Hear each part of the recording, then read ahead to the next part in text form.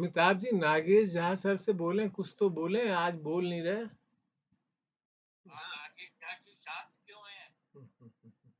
बोलिए, बोल तो रहिए, कुछ हम लोग को सुने।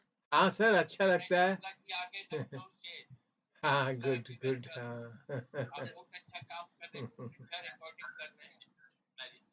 बहुत बहुत धन्यवाद। दो लोग और आ जाए। हाँ। शुक्ला जी नमस्कार।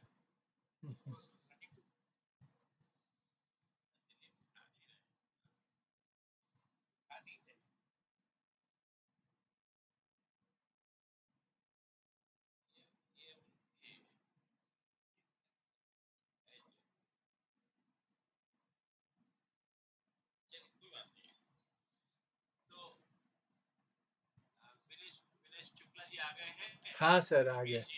हाँ सर, हाँ सर, मैं बोल रहा हूँ, नमस्कार।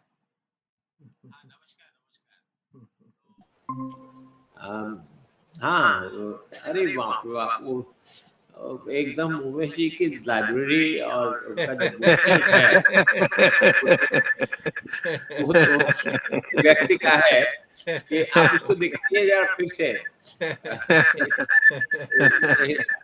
ऐसे आप, हम चूंकि जानते हैं आप लॉयर नहीं हैं, तो लॉयर नहीं है, लॉयर के घर में इतनी किताबें देखने को मिलती है, वरना ऐसे ऐसे मतलब दृश्य के बाद जी सर, एक ही बात में आते हैं कि you must be a great author and you must have already written several books. नहीं, ऐसा कुछ नहीं है सर, ऐसा कुछ नहीं।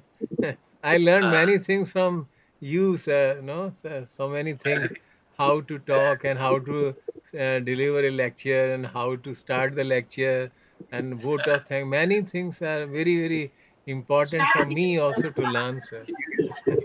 You have the fingers. My weakest points. The weakest part of what I think is, well, I should better in those things. तो चले शुरू करें क्या? हाँ सर, शुरू करें, थोड़ा लोग ज्वाइन करते जाएंगे, अच्छा रहेगा। हाँ, और ठीक है। हाँ, ठीक है। हाँ, शुरू कर दिया जाए। हाँ, तो राममोहन साहब, बहुत बहुत स्वागत है आपका। जिन लोगों को मालूम है आपके बारे में, उनको दोबारा सुनने में अच्छा ही लगेगा। मैंने सोचा इस बार अच्छी तरह से आपको आपका परिचय दूं। आप बिहार के तो रहने वाले हैं और engineer, Bihar college of engineering से इंजीनियरिंग किया है उन्होंने। अच्छा। और initially Indian institute of technology में क्वालिफाई किए, खड़गपुर में ज्वाइन किया था, फिर बाद में किसी वजह से वहाँ से छोड़ के चले आए। तो subsequent years of his career, academic career, they were spent in Bihar College of Engineering, from where he first passed in flying colors. He joined the I.F.S in 1972, and in the All India rank was number 3. He joined the I.F.S next year, that is 73 batch, and his rank also in that year was within first 10. Posting का कुछ indication तो सब लोगों को है, ये Muslim countries में work कर चुके हैं, और एक कंट्री जो आज सबके जुबान पर है, सबकी आंखों के सामने है, रशिया। उस समय ये USSR था, तो वहाँ ये इनकी इनिशियल पोस्टिंग वही हुई थी। इनफैक्ट वहाँ का एक maybe wrong in that case, he will be correcting.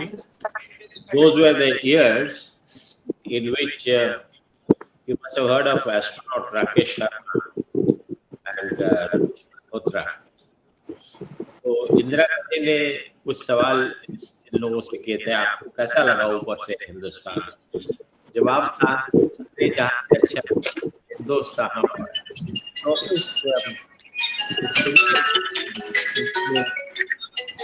ऐसा जो ये सब लिखा जाता है या बोला जाता है, इसमें इन डिप्लोमेटिक सर्विस के लोगों का बहुत बड़ा योगदान रहता है। प्राइम मिनिस्टर कोई ऐसी बात नहीं बोलते हैं, पूछती है जिसका जवाब उनको नहीं मालूम है। तो ये सब बातें इनको मालूम पहले से ही रहती है। तो इनका योगदान बड़े अच्छे समय में रहा और इंडिया का रिलेशनशिप उस समय बहुत ही सुंदर था।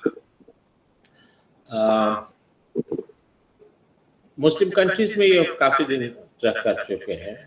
एम्बेसडर थे ये ट्यूनीशिया में, उसके पहले इन perhaps a middle career position में various other countries, Muslim countries भी रहे हैं, लैटिन कंट्रीज में, इराक में रहे हैं पोस्टेड। ये अब समझ लीजिए कि Iraq, a posting in Iraq,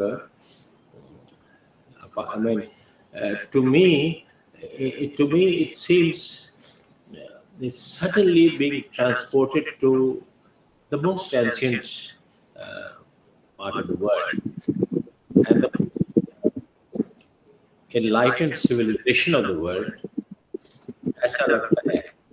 तो वहाँ पर उनकी पोस्टिंग थे और दुर्भाग्य है कि आज इराक में कुछ भी नहीं है जो पहले ये था, जिसके लिए प्रसिद्ध था। आज का जो विषय है बहुत ही इंटरेस्टिंग है। Russia, China, United states of America. इतनी बार हम लोग सुन चुके हैं इस विषय पर। दिलीप सिन्हा जी को भी सुना है, राम मोहन जी को सुना है, लेकिन कभी भी मन भरता नहीं है। हमेशा कुछ न कुछ जिज्ञासा पलती रहती है। अल्टीमेटली लगता है इतना कॉम्प्लेक्स है ये relationship.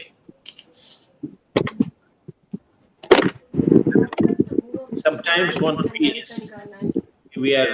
our relationship it's wonderful. It has taken a new turn, and this new turn will be a good turn. But somehow, in a few days, we back to the same position of what we were. The other day, I was just seeing the newspaper. May 50,000 army, 50,000 strong arm force China का और India का, they are facing each other still in the Galwan post. I don't know how far it is true, but it is today's. Only today I could see that.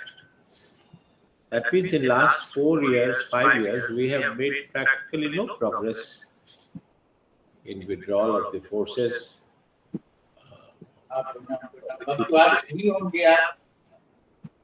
Ji sorry जी, तो आप continue करें sir, continue करें। नहीं बस ठीक है। इसे अमेरिका के साथ भी वही लगता है। कभी कभी लगता है कि हम लोग we will be left high and dry.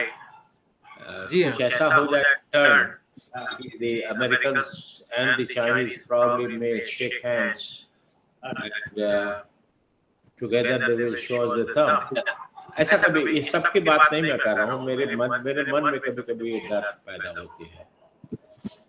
और ये बहुत दुर्भाग्य होगा कि समय हम लोग अब अभी देखिए सडनली कनाडा के साथ स्पैट हो गया।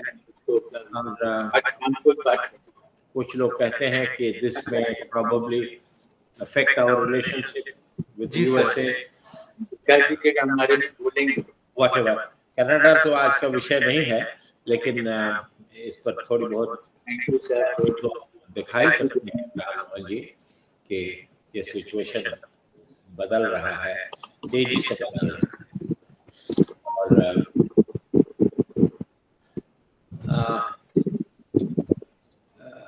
अमेरिका के बारे में तो सुनेंगे हम, चाइना के बारे में हम सुनना चाहेंगे, जानते कम है, सुनना चाहेंगे। इसलिए हम अब अनुरोध करते हैं राम मोहन जी से कि वो अपना व्याख्यान शुरू करें। मेरा ख्याल है विश्वदीप प्रिय विश्वदीप चैटर्जी भी आए हैं।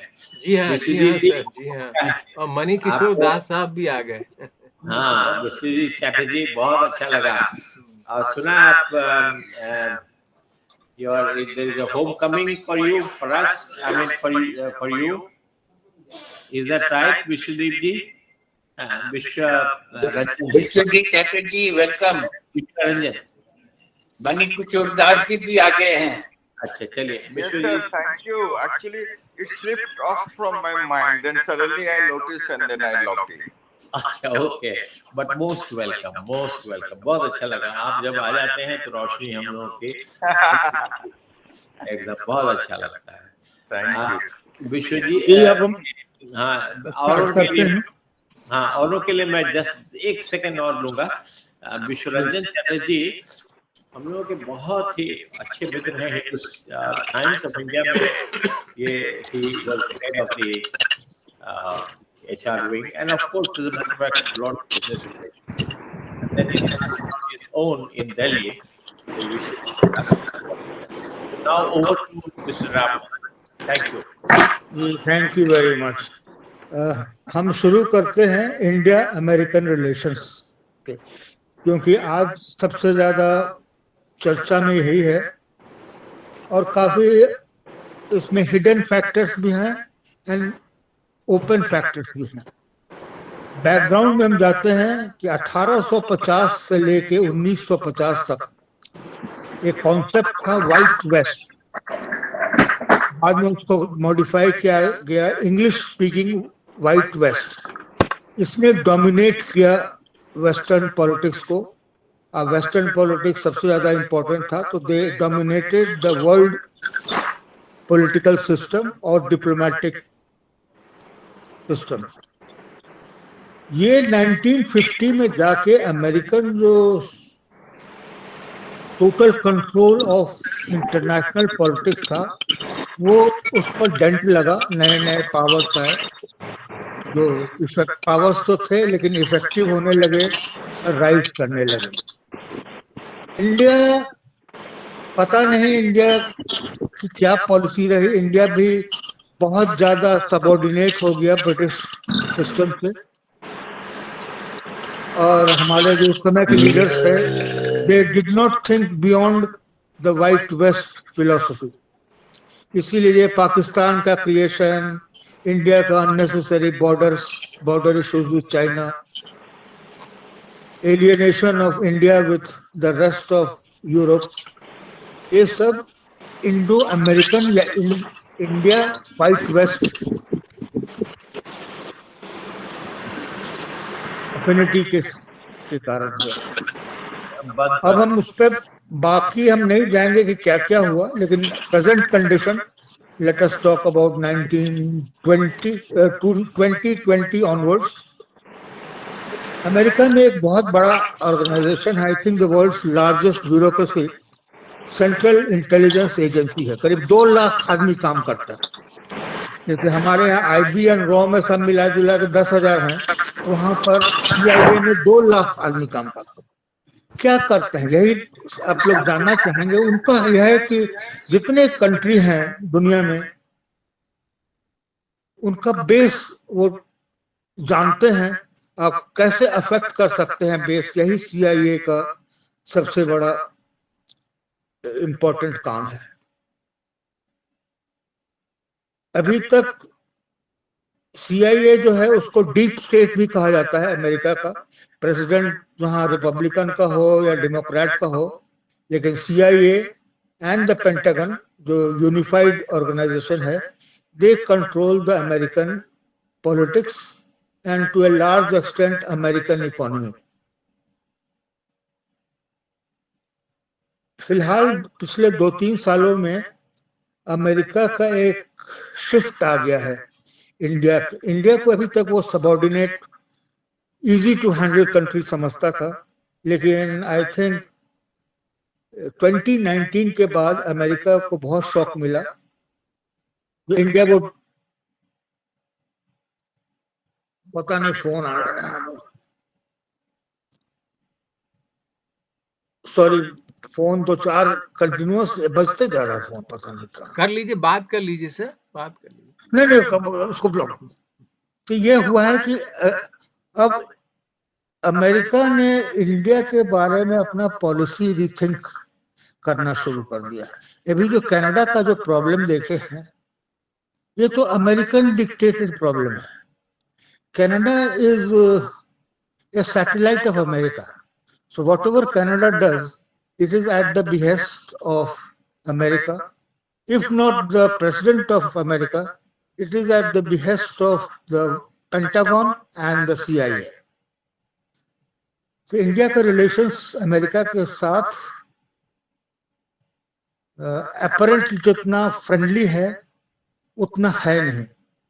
अमेरिका इज यूजिंग इंडिया, और अब इंडिया की जरूरत हो गई है अमेरिका को दो चीज में। उनका मैन पावर जो है, जैसे यूरोप में कम होते जा रहा है, अमेरिका में मैन पावर कम हो गया है। तो best man power to import is from India.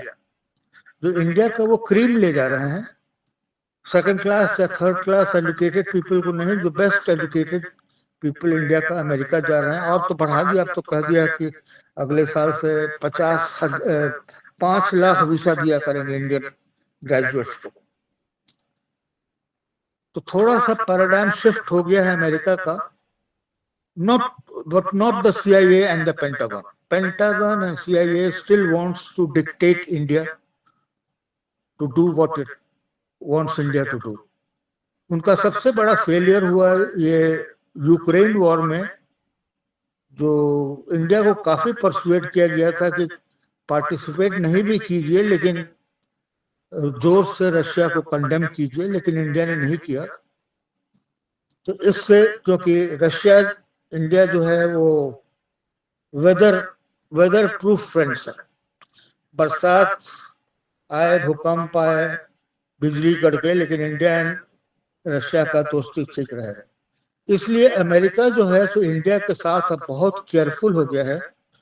कोई भी चीज डिक्टेट नहीं कराना चाहता है, जो 2018 2019 तक डिक्टेट कराता था, अब न्यूट्रल है या कहिए कि प्रो इंडिया हो गए हैं। इसमें वहाँ के अमेरिकन लोकल पॉलिटिक्स का भी इफेक्ट है कि रिपब्लिकन्स जब आते हैं सो प्रो इंडिया होते हैं, डेमोक्रेट्स जो होते हैं वो प्रो CIA होते हैं। CIA इज आई वुड से स्लाइटली एंटी इंडिया। रिलेशनशिप यही है, चलता रहेगा ऐसा ही, धीरे धीरे सोबर डाउन हो जाएगा। अभी जो डिफिकल्टी है, कनाडा वाला डिफिकल्टी कनाडा का क्रिएट किया हुआ नहीं है, अमेरिका का क्रिएट किया हुआ, सब लोग जानते हैं।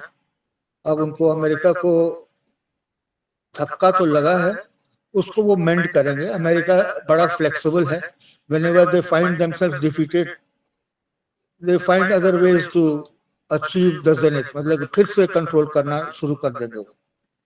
अमेरिका के बारे में इतना ही कहूंगा। रशिया के बारे में तो मैंने कहा कि वेदर प्रूफ फ्रेंड है इंडिया का। इसका हिस्ट्री है 19 the first instance of India Russia, India Soviet union incident हुआ था कि श्रीमती विजय लक्ष्मी पंडित was appointed India's first ambassador to the Soviet Union. उस समय स्टालिन थे वहाँ के प्रेसिडेंट, या नंबर 1 to नंबर 10। उन्होंने विजय लक्ष्मी पंडित को एक्सेप्ट नहीं किया एज एम्बेसडर। 2 साल तक वो रही मॉस्को में, लेकिन she could not present her credentials. उनके जो नंबर 2 और नंबर 3 ने एक वर्ड यूज किया था, running dog of British imperialism. They use the word dog in Russian, the female version, which is a very dirty term to be translated in English or in Hindi. तो उस India Russian relations भले 1920 के पहले तक थोड़ा बहुत अच्छा था, पॉजिटिव था। सुभाष चंद्र बोस को भी उन्होंने एक्सेप्ट किया था 1941 में, 42 में। लेकिन जब स्टालिन का जब डेथ हुआ 53 में, उसके बाद दो लीडर का सोवियत यूनियन बना। बुल्गानिन एंड क्रुश्चेव दोनों पोलिट ब्यूरो के नंबर 1 और नंबर 2 थे। 1955 में बुल्गानिन एंड क्रुश्चेव इंडिया भी आए थे, बहुत उनकी आवभगत की गई। नेहरू जी का अमेरिका से जब मुंह भंग हो गया था, इसलिए सोवियत यूनियन की बड़ी तारीफ की, बहुत इज्जत दिया, बहुत अच्छा घुमाया फिराया। तो 1954 से India Soviet union relations fructify करके जम गया एक तरह से, और अभी तक वो उसी लेवल पर कंटिन्यू कर रहा है। दोनों कंट्री एक दूसरे के वीकनेसेस एंड डिफिकल्टीज जानते हैं, दोनों के political considerations and internal problem जानते हैं। उसके बाद भी दोनों एक दूसरे के ऑल वेदर फ्रेंड्स हैं, जो 1971 में जबरदस्त तरीके से शो किया। जो लिबरेशन ऑफ बांग्लादेश या बांग्ला वॉर ऑफ इंडिपेंडेंस नहीं सक्सेसफुल होता, और रशियंस का tacit support by way of their submarines and warships in the bay of Dhaka नहीं रहता था, क्योंकि अमेरिकन 6th फ्लीट वहां आ चुकी थी अगेंस्ट इंडिया आई थी। तो उस समय Russia helped India to divert the American pressure on India. तब अमेरिका को उस समय भी पता लगा 1971 में कि इंडिया अब हमारी बात आंख बंद करके नहीं मानेगा। रशिया के साथ वैसा ही रिलेशनशिप अभी तक चल रहा है, अप्स एंड डाउन्स हुए। गोर्बाचोव एक आया था, he was anti India, but his anti India at the behest of the Americans. उसके बाद से फिर नॉर्मल शुरू हो गया। आज जो है, this is the standard of friendship, standard of international friendship. सब लोग कहते हैं, डिप्लोमेसी जो पढ़ते हैं, कि रशिया और इंडिया का जो फ्रेंडशिप है, इन spite of all adversities, is remarkable in the world. Third factor हम चाइना पर आएंगे। चाइना को रशिया से भी डिफिकल्टी है, अमेरिका से तो है ही। China was a battered country by western, British influence, American influence, Japanese influence from 1920 onwards. तो सेकेंड वर्ल्ड वॉर में के टाइम में जापानीज जो कैप्चर किया, उन्होंने चाइना को करीब करीब पूरा कैप्चर कर लिया, ईस्टर्न साइड, द हान साइड। कितने पता नहीं, लोग कहते हैं कि 4 करोड़ आदमी मारा या 3 करोड़ आदमी मारा या कुछ भी मारा, लेकिन बहुत मारा, मार के पूरा तहस नहस कर दिया चाइना को। तो चाइना इज परपेचुअली, अगले 5 जनरेशन तक, लोग कहते हैं कि 125 ईयर्स तक चाइना के डीएनए में टू बी टेरराइज्ड बाय जापान है। वो जापान को कभी भूल नहीं सकते जो उन्होंने क्षति पहुंचाई। India luckily did not know much about it, and Japan से it was pro Japan because of Subhash Chandra Bose access to Japan. इसलिए चाइना जो है हरदम इंडिया को सस्पेशन के रेट से देखा है। पहला तो ये देखा कि ये वेस्टर्न वर्ल्ड का पिट्ठू है, उसको कहा जाता है स्टेपनी, कि वॉट एवर इंडिया से it does what the white west will tell it to do. In spite of India का इंडिपेंडेंस, वैसे 2014 से थोड़ा सा सेपरेट हुआ है इंडिया का,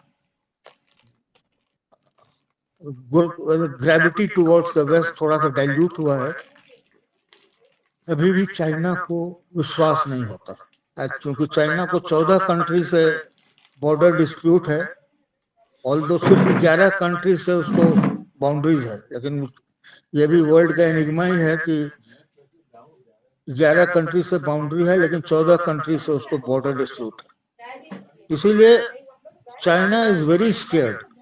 उनकी साइकोलॉजी में है कि अगर if they are not strong at any cost, everyone will consume it, पानी भर इसको लो, खा जाएगा। अगला पानी भर लो। लोग कहते हैं, जैसे बच्चा लोग को डराया जाता है ना कि जल्दी से काम कर लो, नहीं तो भूत आएगा, चाहे राक्षस आएगा, खा जाएगा। तो वही चाइना की जो पॉलिसी है ये not only towards India but towards everyone around it, Japan हो, चाहे कुछ कुछ हद तक रशिया हो, साउथ ईस्ट एशिया हो, इससे वो साइकोलॉजिकल डर है। इसीलिए इंडिया और चाइना का रिलेशनशिप कभी अच्छा हो ही नहीं सकता। फॉरसिएबल फ्यूचर अगले 50 साल में China will not trust India, and हम लोग तो खैर we cannot trust in China anyway after 1962। यही इंडिया का सिचुएशन है। India is getting world recognition of being a powerful, neutral, and socialist, and for the socialist democracy, which is appreciated. Americans, after one more than 100 years of trying to subjugate the rest of the world, have realized कि उनका time लग गया. America is just another country, not even a power. It may have a lot of military, but it doesn't have the strength to call itself a strong nation. ये from Indian perspective कर रहे हैं। सो पहले India America से काफ़ी डरता था। American लोग भी इंडिया की पॉलिटिक्स में काफ़ी इंटरफियर करते थे, पैसा खर्च करते थे, आइडियोलॉजी खर्च करते थे, इंडिया को अपना डोमिनेट करते थे। अब India is not dominated by anyone. बहुत लोग कहते हैं कि it is not good for India while it tries to progress, but I think मेरे हिसाब से being independent and being neutral and being scared of everyone is the best policy for India. बस इतना ही बेसिक हम background दिए हैं, आप इस पर हम डिस्कस करने को तैयार हैं कि क्या क्या लोगों को डाउट्स है American Indo American relationship, Indo Russian relationship, Indo Chinese relationship. Indo Chinese relationship पर हम कहेंगे कि Indo Chinese relationship is just a matter of no confidence in each other. इतना लड़ाई झगड़ा, सैटेलाइट और S-400 S-500, ये सब एक एक्सप्रेशन है of being scared of one another, but reality में there is no content of India China relationship. जब कंटेंट ही नहीं है तो खराब और अच्छा का क्या मतलब। Can I ask a question or can I make a statement? Hypothetically, introduce yourself. This is Vinayak. I am Vinayak Prasad, Mr. A.M. Prasad's son. And Mr. Ram Mohan is my mama. So I am going to ask a question. Let us assume hypothetically, this is a hypothetical question. But the preface to this question is that we all agree that the Russians were there for us. The Soviet Russia at least was there for us at all times. Whenever we faced the issues, during Nixon, during all the other wars that we've had with Pakistan, I think Russia has always been there for us, and there is no doubt about it. At the same time, I wanted to ask, why is it that only 15,000 Indians live in Russia and 4 million Indians live in US? Out of a total about 40 million Indians today who live outside of India, only 15,000 Indians are there in Russia. The second question I want to ask is, I am fairly aware of the investments that international countries make in India in terms of companies, in terms of investments in corporations. But try as I may, I cannot name 2 Russian companies in India. And try as I may, I do not know how many Indians are employed by Russians or Russian corporations in India. But if I want to look at America, I can count just Microsoft itself hires more than 200,000 Indians in India. Oracle has about 30,000 Indians. And I can count, and it is very easy for me to come up with these numbers. So what is it that I don't understand about our friendship with America and our friendship with Russia. Uh, it's been and there is nothing to take away from the fact that they have always been there with us. But I'm just, these are things that the things that bother me, and I'm trying to ask that question. I can answer it in one way, that Russia doesn't need or doesn't need so many workers from abroad because it is self-sufficient. Maybe its level has deteriorated in the last 20 years, but still Russia has enough Russians to handle its own industrial and technical affairs. Even in informatics or computers, Russia has its own system, and it feels, it may not be right, but it feels that it is enough. That is why they do not want to get foreign intervention, foreign workers. Unlike America, because their technical manpower is declining, like it has declined rapidly in or drastically in Germany and Central Europe. America also, the technically qualified people they need for its continued progress, and they do not have it in America. That's why they're importing brain from abroad. Not that they like it, but it is their necessity. If they want to maintain a high level of industrial and technical superiority, they will have to get high, highly qualified people, which they do not find enough in America, so they get it from India. And Russia doesn't need, because it's declined so much in the last 20 years. At least I would say that from 1990s, after Yeltsin era, Russia has not progressed too much in international industry. So I think Indians like, if you study, Answered. Germany also suffers from the same. They are importing people mainly from Turkey and India to man their computer stations. Not that they like them, but this is their necessity. So you mean to say that, well, we have been able to uh, uh, make ourselves indispensable uh, to the Americans, but if we look at the economy of United States as a whole, then it's a very small segment of IT in which we have made our presence felt. Have we made our presence felt in any other uh, area significantly? No, no. It is only concerned with the Indian presence in America is in the medical field to a certain extent and in the information technology. And connected with information technology is the banking and similar sectors which deal with computers. So, in other words, that we, I mean, we are still on the fringes, not in the core. Could we say that? No, why should India be? We don't want to be the core, and neither Americans will not accept any other Yes. nationality to be their core, except the White West. They would not even like Germans or French to come in. They have the Anglo-Saxon superiority complex, and they manage import of brain from various parts of the world, including China, as long as the wishes or the power of the White West is not diluted.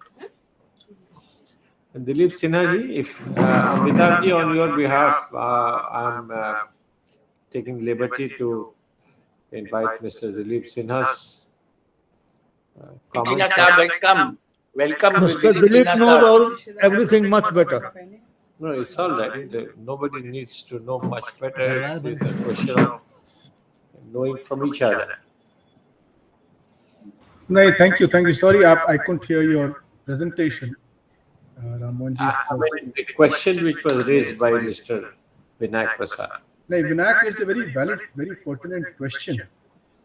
And one of the things that I recall is that about 4 years ago in Vladivostok, Putin had held a meeting of some kind in which he had invited, even Narendra Modi had gone there. And at that time, there was talk of Vladivostok becoming a hub for development. And I recall at that time, there was talk that Indians should go in large numbers to Vladivostok and populate that area to help it develop. I'm not aware of the number of Indians going to Vladivostok. And I was surprised that when I gave the figure of only 15,000 Indians settling in the Soviet, in Russia. In the far east of Russia, essentially it is the Chinese who have gone in. And what the Chinese will do in the long run will depend upon China, Russia, and a lot of other factors. But the fact that Russia did ask for Indians to come in into Vladivostok, but for whatever reason, Indians did not go there. Yes, they have There are 1,000 Indians in Vladivostok. Now, 1,000. Mainly Sardarjis. Surprisingly. They But have a, other thing, sorry, go ahead. man, go ahead. I was just joking. No, the other thing about, you're absolutely right, the Soviet Union, as Vinayak rightly said, stood by us. And they stood by us at a very difficult time in our history, at a time when American foreign policy was hijacked by the right-wingers, the likes of Eisenhower and all those CIA, FBI brothers, Dulles and company. And America, which before the Second World War supported in certain ways the freedom struggle of India and other countries, at least more, some people in America spoke up for that. After the Second World War, one finds a complete reversal of American foreign policy, and American foreign policy becomes totally right-wing and anti-communist, and so anti-communist that it even supports France in Vietnam, it supports the Dutch in Indonesia, the reconquering of these areas by the European colonizers, and all in the name of its anti-communist warfare. And that, of course, it spoiled relations with India also, and India had to turn to the Soviets. Not that the Soviets were, at least under Stalin, any friendlier towards India. Remember, it was Stalin who used to call Nehru running dog of imperialism. What's it say? Sorry? The running dog of imperialism. This was the phrase used by Stalin for India. And Stalin had supported the invasion of Tibet by China. Oh, He gave material help to China, he gave military help to China, and he encouraged China to reconquer Tibet. And Stalin also helped in building the road from Xinjiang to Tibet across Aksai Chin. There were Soviet engineers over there to do that. But later on, after Stalin died, relations between China and Russia did not develop the way they could have. And after Khrushchev came, things started cooling down. And then when India got into trouble with the US over Kashmir and over Goa, then the Soviets helped us in the veto. So that was a very good thing. But we must also remember that 1965, when Shastri went to Tashkent, yes. then Prasad did not play a neutral role. He literally put Shastri on the mat, and Shastri had to accept a bad agreement with Ayub Khan. And Shastri died because of that. Whether there was a conspiracy, I don't know. But certainly, there was a lot of criticism of the agreement in India when the agreement was signed. And it was only Shastri's death that enabled him to get away with that rather bad agreement that he had signed in Tashkent, presumably under Kosygin pressure. So there are these instances also in the Soviet behavior, which one can point fingers at. Americans also behaved in a much worse manner at that time. So what could have been the reason for for Russians uh, to I mean to uh, become different, to become oblivious of the relation, the long-standing relationship, in case of if the conspiracy theory would have any relevance. I don't know. I don't know because with Russia, since I don't know the language, I don't have access to what goes on within the among the leaders, among the people there. We only read what the American or the Western press gives of what is happening inside Russia. So it's very difficult to say what were the reasons behind that. Uh, where there were internal differences there, I really cannot say anything. Because one doesn't conspire against his own friend. No, India was not so much a friend, really. I mean, India was just a country where uh, Russia also played politics the way the Americans did. Russia supported the Communist Party in India. It used to fund the Communist Party in India. That's a direct interference in India's internal affairs. Now, we talk about the CIA interfering in India and the CIA having spies in Nehru's cabinet and other cabinets in India. So everybody in India mentions the American CIA interference, but there's an equal amount of interference by Russia. When Russia and China split, the Communist Party in India also split. And the Communist Party in India was used to take orders directly from Moscow, to the extent that if you remember, when the Second World War started, the Communist Party in India said, "Oh, this is an imperial war. We are not part of it. Why should we support the British?" And they wanted to remain out of it. Then, when Hitler attacked Russia and Russia joined the Allies, then the Communist Party in India said, "Oh, this is a people's war, and we must support the people's war." And all of a sudden, the Communist Party became great supporters of the war effort in India. So the Communist Party in India always took orders from Moscow. That was direct interference. They used to put money, give money to the Communist Party, as did the Chinese pay money to the Communist Party, which is why the Communist Party split. So somehow in India's public image, while the CIA and their conspiracies have stuck, what the Russians did in India has kind of been forgotten. Now others should step in about. I mean, they must be having questions. Umeshi, Yes, sir. Yes, sir. Sir, my question to Ram Mohan ji is, sir, कि 1949 तक India और China के बीच में कोई ऐसा वार नहीं था, ना कभी इतने लंबे समय में चाइना ने इंडिया पे अटैक किया। लेकिन 62 के बाद जो हमारी वॉर हुई और उस समय हम बुरी तरह हार गए। तो पहले तो मैं आपसे पूछना चाहूँगा कि क्या मतलब हिंदुस्तान की फ़ौजें इतनी अंग्रेज़ों से हमें मिली थीं, पाकिस्तान आधा पार्ट कुछ फ़ौजें पाकिस्तान में गईं, कुछ इंडिया में आई यहाँ पे। तो बेसिकली क्या ऐसा हुआ कि हमें बड़ी शर्मिंदगी हुई, हमने वॉर हारी वहाँ पे और उसके बाद से इंडिया और चाइना के रिलेशन बिगड़ते चले गए और ऐसा पहले नहीं था। इस पे आप क्या कहना चाहेंगे? क्यों हार गए हम? क्या हम इतने बेकार थे? क्या रीज़न रहा इसमें? कहाँ मिस्टेक हुई? इस पे कई किताबें भी हैं लेकिन कोई एक अच्छा एक्सप्लेनेशन नहीं है। आप क्या कहना चाहेंगे सर? हम ये कहना ये चाहेंगे कि 1962 के लिए India had about half the strength that it needed. जी हाँ। इसका मतलब है कि हम प्रिपेयर्ड ही नहीं थे। नेहरू जी का ये एरोगेंस था that he thought that he knows everything about China and hmm. regional politics, कि China dare not attack us. That went hollow, and that idea was nurtured also by his defense minister Krishna Menon, V.K. Krishna Menon. जी They हाँ। said that China will make noise, but they will not use arms.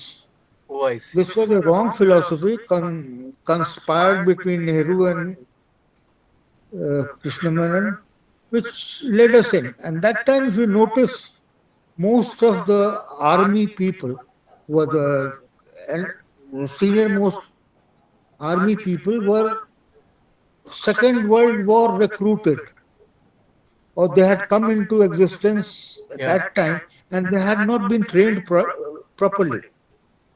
They lacked ammunition. Was 303, which was 1940 vintage. That is the not when I visited Nathula in 1975. Yeah. That time, the commanding officer said that they still used two rifles 303, which is of 1940 to 1945 vintage. 40 years later, we still had the same old arms. The Congress government at that time had no clue, no idea that India could be attacked from unknown quarters. They were just not prepared. The preparation of India started in 1967 after Nehru's death during Mrs. Gandhi's time. Then we had a success in the Nathula war, in which I think we killed about 700 Chinese troops out of our own loss of about less than 50. So that is a change in India's defense equipment policy. So that's why 1962 was a disaster. In this connection, I would like you to, if anyone has the time, there was Lieutenant General S.K. Palith. I see, He sir. was the number two in the Eastern Command who had predicted that we don't have any even shoes and the Chinese are coming, we should prepare. And his about 10 different warnings to military headquarters and to his bosses in Eastern sector were ignored because they said that no, China will not attack India. In That's what. spite of his warning to government of India and defense Yeah, seniors. yeah, SK Palith was court-martialed for acting, sending reports directly to Army Chief of Army Staff without consulting the Lieutenant General. I think Mr. Dhar or someone, a Kashmiri Pandit was the uh, Eastern Command in the Eastern Command. I don't remember the names now, but this is he was SK Palith. Of course, he was exonerated, but he was court-martialed for bringing to notice unpredictable, uh, unsubstantiated claims. SK Palith was the number two, and he had predicted that the Chinese are coming and they're coming in massive numbers, which the Indian side did not believe, and they were still dreaming of Hindi Chini Bhai Bhai. तो क्या generals Uh, वगैरह जो थे sir, उनकी भी तो जिम्मेवारी थी सर कि वो स्ट्रेटजी लेते हैं और प्रिडिक्ट, उनका भी अपना इंटरनल स्पाई होता है। तो क्या उनको भी इतना पता नहीं था कि हम इस स्थिति में हैं? General Kaul was there, the chief of army. I don't want to take his name. मतलब देखिए उस समय क्या हुआ, पुराना हिस्ट्री है, इतना डिटेल स्टडी करना नहीं चाहता, कोई नहीं किया है, मटेरियल भी अवेलेबल नहीं है, रियलिटी पर बहुत कुछ जला दिया गया है, बहुत कुछ छिपा दिया गया है इंडियन लैक ऑफ प्रिपेयर्डनेस पर। और हमारी एक बैचमेट है जो चाइना में एम्बेसडर भी रही हैं, उनसे भी कहने वो कहते थे कि we had no clue till 1990 what China was up to. Even till 1990, we just accepted whatever China said. Anyway, I have a maybe a difficult question, but probably something that the country should think about, and maybe it already is. In the last 20, 25 years, ever since Putin took over I mean, ever since Putin he's been the longest leader of any country, probably anywhere in the world, probably in history, like 1999 to 2023. And there is this interesting poem by Alfred Lord Tennyson about King Arthur. You know, the old order changes, giving place to new, and God fulfills himself in many ways, lest one good custom corrupt the world. I think Russia is in that path of complete corruption and destruction. Unless something happens with Putin, it is going backwards.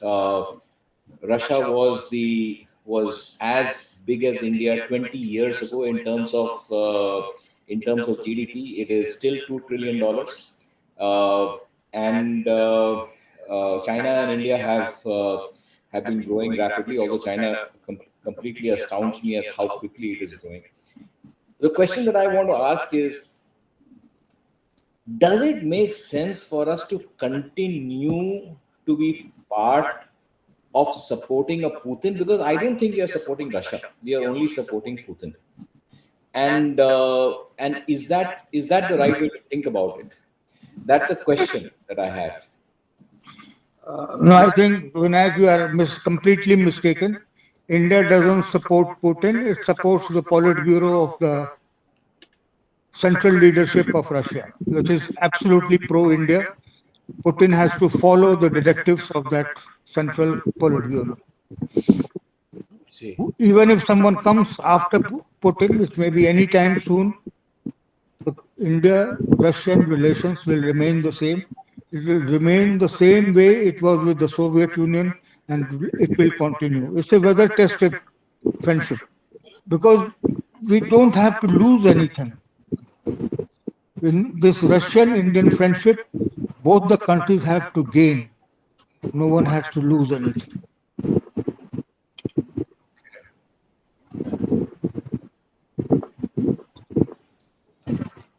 Ramwan Sahab, how many Indians are residing in China, and how much safe they are? Because you see, Chinese people who are in India, वो लोग बहुत safe हैं, बहुत अच्छा Chinese market है, उनका market बहुत अच्छा चल रहा है. Indian respect them and they buy their product also.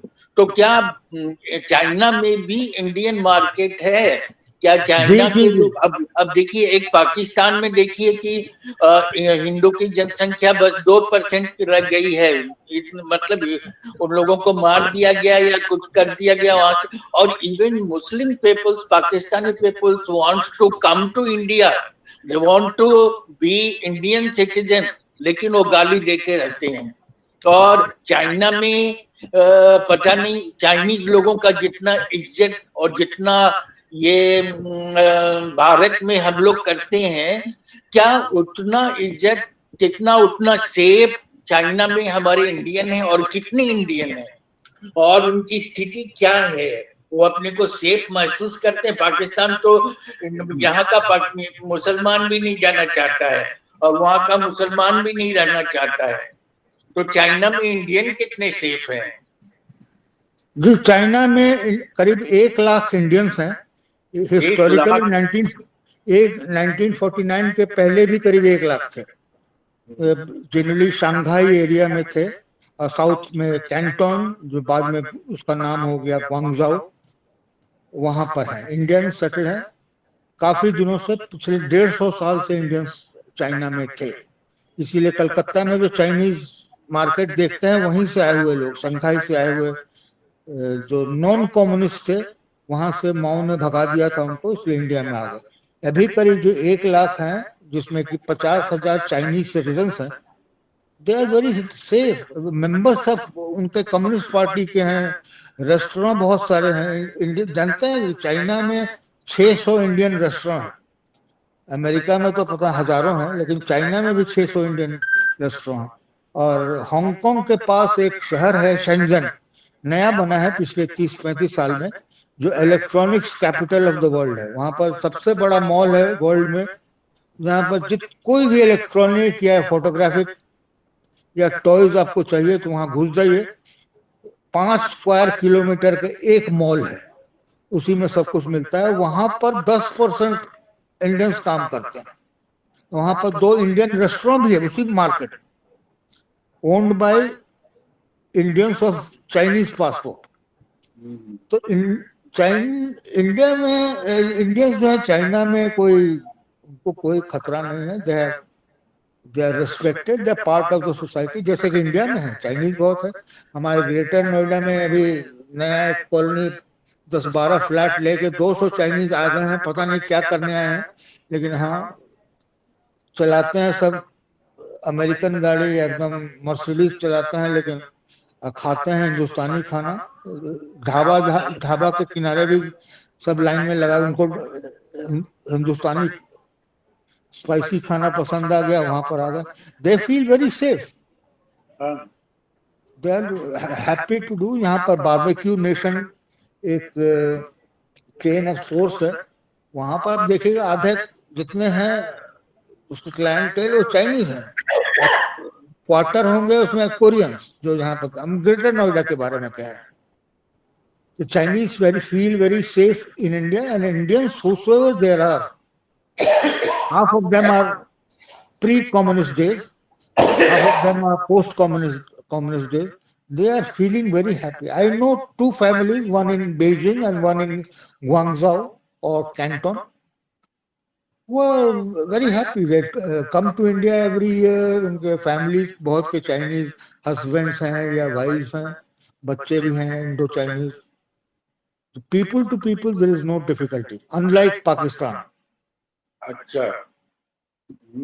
In offices also there are so many Chinese employee working as the officers, and they are on higher postings. I saw in Bombay, Delhi, both places. जी जी, हैदराबाद में बहुत है Chinese. Hyderabad में भी बहुत Chinese हैं और बहुत अच्छा कमा रहे हैं। जूता हाँ का हाँ, बहुत बिजनेस, मिलता है। पेंटिक स्ट्रीट, चाइनीज मार्केट कलकत्ता में, यहाँ पटना में भी एक चाइनीज मार्केट है, सब जगह।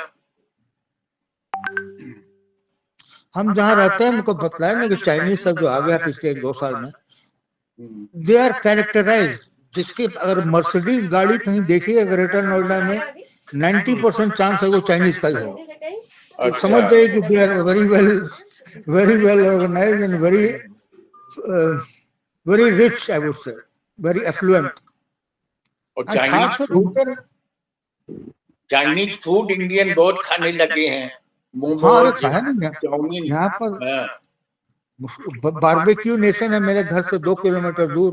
वहां पर जैसे कि करीब 400 आदमी का टेबल है, उसमें 200 आदमी फॉरेनर होंगे, उसमें 180 चाइनीज होंगे, 20 कोरियन होंगे, इंडियंस कुछ होंगे जो थोड़ी देर तक रहते हैं, लेकिन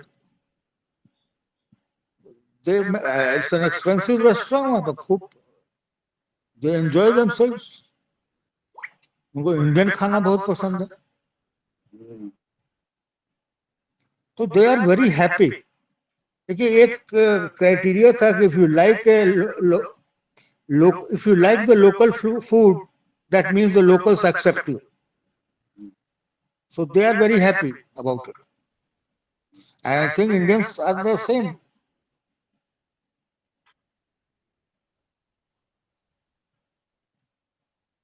नागेश झा जी अब तक चुप हैं। Sir, can I ask a question? Very या small. या श्योर। थोड़ा सा offbeat लगेगा. Given a choice to opt for Russia and US, American, so India should go for which country? Means in terms of in terms of everything, means the entire package, maybe foreign relations and others. Because जहाँ तक मैं जानता हूँ कि India always used to had a very good relationship with Russia. लेकिन अभी एक choice की बात आ गई कि दो कंट्री मेरे सामने रखा हुआ है, India should go for which country and why? ये थोड़ा अगर कुछ बोल सके आप। I don't know. I have my own idea. Mr. Dilip may have a better idea. I can give you my small example that if I did not have any family and I did not have any immediate concerns, I would like to live in Moscow rather than New York. अच्छा। That's what it is. But circumstances are different. My 2 children are almost citizens of America, and they are doing very well. They are very highly qualified, and they are happy about it. But at heart, one feels more at home in Moscow than in New York for an Indian. I don't know what. I wanted to hear that one. That we are more comfortable with the Russians on the. Yes. No, I was there 35 years ago, but I still remember that. The happy-go-lucky vodka drinking people. That means you might have Russian language also. You might be knowing. I know. I used to speak a little bit of it. By my official language is Spanish.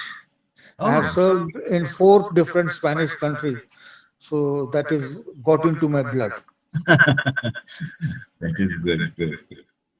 And how? What is this? Some of the Biharis, the people from Bihar. What is the moreover their turnout in Russia? Means, any idea about that? Means Biharis I goes. don't I don't know the numbers, but I know many Biharis who are doctors, Acha, doctors. and they have left their medical profession and they are businessmen. At least 10 people that I know who became doctors, who could not get admission in India, so they went to Russia, became doctors, qualified, worked for a year or two, and after that they started business. And couple of them, there's one chap called Phulkant Jha. He was in Ukraine. He used to call himself JFK, Jha Phulkant. So that was, and he was one of the most popular Indian doctors and type of leaders in Ukraine. He's still in Ukraine, I believe, but he is popularly known as JFK, as if JF Kennedy thought. Thank you, sir. Jharkhand Khan.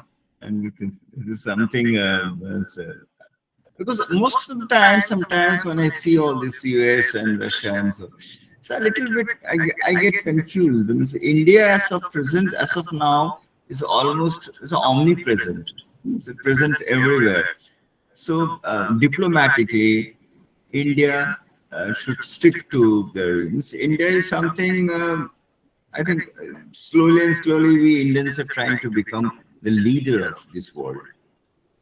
Approach is like that. The present Prime Minister also is taking us in the same direction that India should lead the show.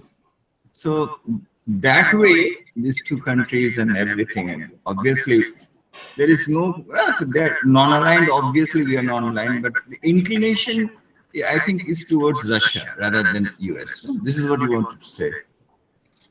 I think at the present the situation is very similar. We are not with anyone. We are not with Americans. We are not with Russians. Yes. We are with Indians, I think.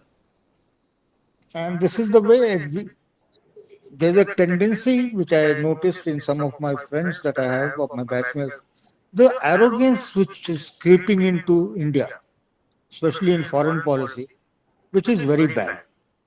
Because once you get arrogant, you hit people, you make jokes of others, you pass comments like we have seen comments being passed on Canada. That's not necessary. We should remember our past. We should remain completely aloof from other power games and go ahead ourselves without beating anyone else, without siding with anyone. Anyway, that is my policy. But arrogance in foreign policy brings disasters.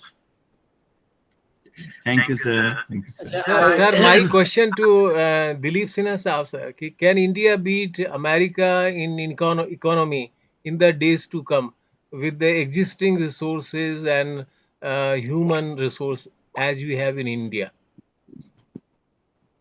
Short answer: no chance. For the Not at simple all. reason, Not at all, sir. Huh? not at all. You see, there's a very simple reason for that, and that is, and we can also never become a major military power, because to become a major power, either economically or in military form, you must have a strong manufacturing base. And India has a very weak manufacturing base. Our manufacturing sector is about 12, 13, 14% of our GDP. In China, it's about 30% or somewhere around that. In every country that much more, yeah. So in any country that wants to become a major power, it has to first have a manufacturing base, and that manufacturing base has to remain strong all through. America made the mistake of transferring manufacturing to China, letting manufacturing go to China, and started suffering. And Biden has realized that, actually, Trump had realized that before Biden, Yes. that manufacturing had gone to China, and and America has now put in place all kinds of rules and laws to ensure that manufacturing comes back to America. In the case of India, even today, we don't have any manufacturing base coming to India. We have some assembly plants coming in with minor value added, and major manufacturing just isn't there in India, and there's a very strong reason for that. And I'll take you back to the caste system in India. In India, we have four varnas: Brahman, Kshatriya, Vaishya, and Shudra. Physical काम कौन करता है? शूद्र करता है. ब्राह्मण, क्षत्रिय और वैश्य physical काम नहीं करते हैं. They do intellectual work. And physical work जो करता है उसको हम शूद्र बोलते हैं, उसको अछूत बोलते हैं हम लोग. तो ऐसे कंट्री में मैन्युफैक्चरिंग आ ही नहीं सकता है. जर्मनी में मेरी पहली पोस्टिंग थी. जर्मनी में जो भी जर्मन कंपनी बना है उसका जो मैन्युफैक्चर रहा है वो खुद मशीन बैठ के बनाता था, अभी बनाता होगा, बैठ के खुद बनाता है. जो लंबोर्गिनी गाड़ी है, फिएट गाड़ी है, उसके जो मैन्युफैक्चर जो ओनर्स थे वो खुद इंजीनियरिंग करते थे. एंड जर्मनी का एंटायर उसको बोलते हैं middle company, medium size companies, उसके ओनर्स खुद काम करते हैं. इंडिया में आप लोग इंजीनियरिंग पढ़ते हैं, उस इंजीनियरिंग पढ़ने के बाद क्या बनते हैं? बैंकर बन जाते हैं, IT स्पेशलिस्ट बन जाते हैं. सब चाहते हैं डेस्क पर बैठ काम करना, कोई मशीन शॉप में काम नहीं करना चाहता है. तो इंडिया के मैन्युफैक्चरिंग बेस इंडिया में कहीं बन नहीं पाएगा जब तक हम लोग ये नहीं शुरू करेंगे कि फिजिकली हमें उतर करके वर्कशॉप पे काम करना होगा. और उसी कारण India is the world's biggest buyer of defence equipment. मतलब हम ढंग का एक बंदूक भी नहीं बना पाते हैं, forget about making a tank और an aircraft. And that also comes from the same fact कि मैन्युफैक्चरिंग बेस इंडिया में बहुत कमजोर है. अभी एक बात समझ में नहीं आती है कि ये ठीक है कि अभी तक हम लोगों ने ध्यान नहीं दिया था मैन्युफैक्चरिंग सेक्टर पर. इनफैक्ट हम समझते थे कुछ एक it was a part of an economic theory कि हर कंट्री को अपना जो स्ट्रॉन्ग पॉइंट है उसको ही प्रमोट करना चाहिए. तो we have been a trading economy, so we should specialize in trading and earn from trading. I have heard about it being said by economists many a time that we should focus only on improving our services and trading, all that. लेकिन ये paradigm तो अब बिल्कुल ही explode हो गया है. अब पिछले 8 साल से या 9 साल से तो हम लोग मेक इन इंडिया और वो तस्वीर हम लोग देखते हैं कि the focus is now on making things in India, and we have carved out our economic policies in a way very different from the past. I mean, by past I mean the license Raj politics. तो ये जो है, why are we ignoring this aspect that we are now on a different trajectory? We have been, and it will take a little time to improve our manufacturing base. We should not become so, I mean, that it's a fact. Earlier we were much worse. Earlier we were not even thinking of allowing private sector to enter manufacturing.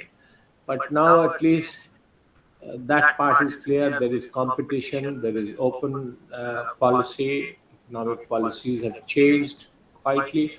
So are you feeling that we have not made any significant progress, or we have not made any progress at all towards making India what we proclaim, make in India a manufacturing base?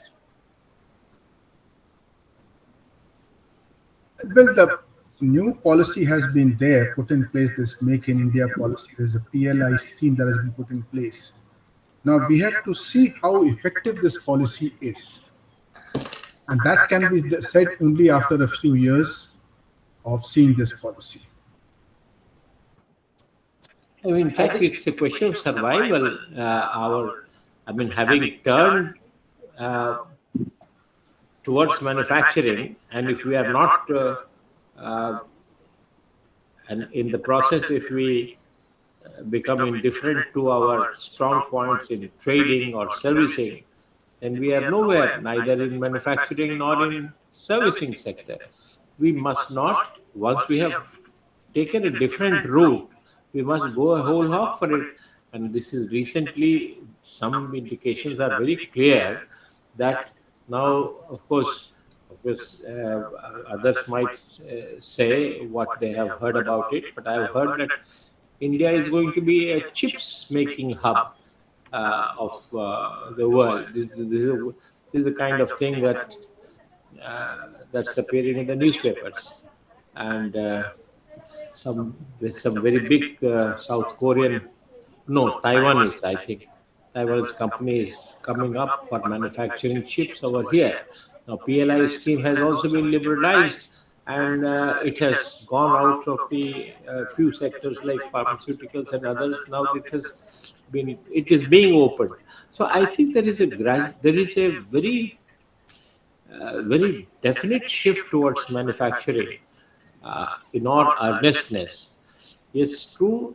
Indian bureaucracy will not allow things to change very quickly. There will be lots of roadblocks, but there is no going back from making India a manufacturing base. Hmm.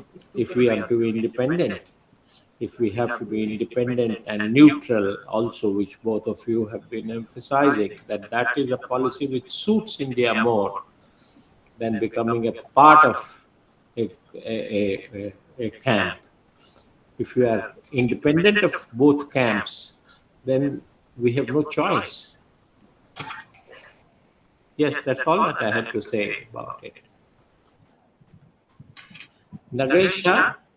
Yeah, Ah, actually, I will say, actually, sir, in for manufacturing, you have to be competitive. Competitiveness will come in private sector only, and that you must be hearing of the supply chains. So many components are needed for any product. So some means in private sector also there are only one or two which are few which are dependable in India, like Tatas. And you see, when Europe's this base was hacked and got destroyed due to labor problems, Tatas went there and took over some industries. Tatas went and took over some industries in USA. So you need some who have got not like Reliance, others. You need to have an old means conglomerate which has got, which can develop supply chains like Tata's had through telco and others. And in south a few are there, like I have heard groups which are making components very well. And you must be you people know very well in pharmaceuticals and other areas.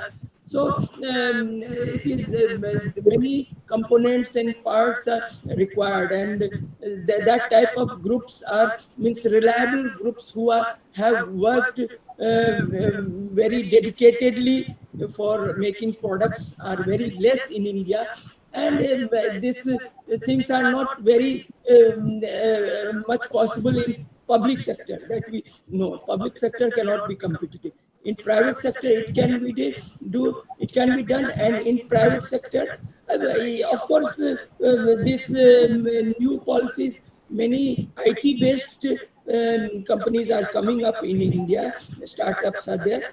But in whatever we are talking is manufacturing. Manufacturing good houses are very few in India. That is what my submission.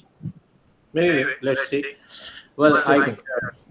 I think others are still there. If Nagesh Shah has not opened his mouth so far, um, Munarani, if he has to ask any question, welcome, most welcome.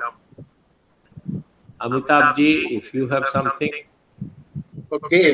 अच्छा sir, ये दिलीप साहब एक चीज और राममोहन जी एक चीज बताइए कि ये जो स्पेस पर इंडिया का एक सक्सेस मिला इसरो का, इसका रिएक्शन चाइना में, अमेरिका में और रशिया में कैसा कैसा पड़ा? क्योंकि जेलसी तो रहती है, पाकिस्तान तो कुछ बोलने लायक है ही नहीं, लेकिन बकर बकर करता रहता है। लेकिन what was the reaction between in China? China ने कोई स्पेस पे कोई ऐसा यान भेजा है या नहीं? नंबर 2, और इसका क्या इफेक्ट, क्या रिएक्शन ये डेवलप्ड कंट्री जो अभी अभी इंडिया डेवलपिंग है, डेवलप्ड कंट्री जैसे अमेरिका और रशिया तो बहुत सारे अपने रॉकेट भेज चुके हैं वहां पे ये स्पेस पे, तो इन लोगों पर क्या रिएक्शन पड़ा इंडिया के फर्स्ट सक्सेस पर? दिलीप जी। चाइना तो पहले भेज चुका है, हम लोगों से काफी पहले भेज चुका, 6-7 साल 8 साल पहले भेजा था। भेजा था। अभी तो जहां तक इंटरनेशनल न्यूज तो उतना नहीं देख पाते अब, कहीं से सब जगह से पॉजिटिव रिएक्शन आया है। पॉजिटिव आया? अच्छा, पॉजिटिव तीनों आया है। जगह। चाइना से थोड़ा म्यूटेड है, थोड़ा सा कम है, लेकिन वेस्ट यूरोप से, अमेरिका से, अफ्रीका से बहुत आया है। पाकिस्तान से नेगेटिव आया है। हमेशा जापान में, निगेटिव आ रहा है। हाँ वो तो आता है, कुछ भी इंडिया करेगा तो नेगेटिव ही आएगा। हाँ, उसका निगेटिव ही आएगा। हाँ, इसमें आई think the world is positive about India. Chandrayaan या अभी जो सूर्य पर जा रहा है, दूसरा कुछ वीनस पर भी अभी जाने वाले हैं, अच्छा रिएक्शन है। इंडियन स्पेस बिल्कुल ठीक इसरो बात वगैरह का good reputation and happy happy recognition. तो कोई ऐसा मन मुटाव वाला जेलसी नहीं दिखा। The one thing that Mama you said that the arrogance part is something that I have been since you told since you mentioned. It's true that somehow or the other in the last few years we have become arrogant. Not only have we become arrogant, we are also very thin-skinned. Whenever anybody criticizes us, it becomes a national insult, and everybody is up in arms. And I think what that will expose us to, that every journey has ups and downs. If we remain arrogant, then when we are going down, there are not going to be many people wanting us to succeed. They'll be in fact laughing at us. So I think that is something that we must be aware of. Every journey will have a down after, and the fierce capital that we have been investing in terms of road networks and things, it's as if we have never we are building as if we have never built before. The amount of all of this will come to a point where there will be nothing to build, and all of a sudden all the industry that has been built around this infrastructure, just like what happened in China with ghost cities and other things that have happened. And I know India is at a 0 to 1 stage, and 0 to 1 is infinity. So we will not be, but I'm worried about what happens when the slowdown happens. And slowdown, we are kind of arrogantly saying that slowdown is not touching us at all, when everybody in the world is afraid of some kind of recession. I'm just worried that we are not entertaining or seeing any contrarian opinions in either. Nobody is talking anything. Nobody is asking. That. I don't know whether I'm making sense, but you need a nindak in your midst to make sure that you are always on the right path.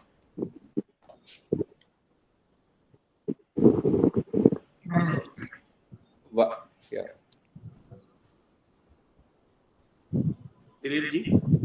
ठीक। नागेश जी, why you were silent? Scholar Nagesh ji, please speak something. If you want to add something, you please add or ask question. थोड़ा सा हम बोल देते हैं। दिलीप सिन्हा जी बोले हैं जो ये ब्राह्मण मेंटालिटी, तो ब्राह्मण मेंटालिटी हम आपको बताते हैं। ब्राह्मीण लोग जूता सिलाई से लेके चंडी पाठ तक कर सकते हैं। लगता है वो बात सुन लिए। तो ऐसा नहीं है कि अच्छे जॉब्स मिलेंगे तो ब्राह्मीण्स जो है सो ज्यादा ओपन माइंडेड है, वो लोग कहीं भी जा सकते हैं। हाँ, थोड़ा बहुत दूसरे अपर कास्ट में है कि हम लोग छोटे जॉब्स में नहीं जाएंगे, बड़े ही जॉब्स में जाएंगे, लेकिन जनरली आजकल लोग ओपन हैं, जबकि बहुत जॉब्स की बहुत कमी है। तो लेकिन एक और अपर कास्ट में है, लेकिन ब्राह्मण्स को मैंने देखा काम करते हुए सॉफ्ट फ्लोर पर में भी टाटास में देखा काम करते हुए। वो लोग भी खैनी खाते हुए जो है सो ये अपना काम करते रहते हैं, ठीक है। लेकिन they are very means sophisticated, they उनका they take their learn their work very quickly, ठीक है। सांकेतिक ऑब्जर्वेशन था। हमारे यहाँ कास्ट सिस्टम हर जगह है, पॉलिटिक्स में भी है, ब्यूरोक्रेसी में भी है, सोशल सोसाइटी में है। रोज ही हम लोग देखते हैं, संकीर्णता है हम लोगों की। और अभी भी आप देखते हैं कि 1000 पोस्ट ऑफ बीपीएससी के लिए 5 लाख आदमी अप्लाई करता है, लेकिन और उसमें इंजीनियर लोग भी रहते हैं।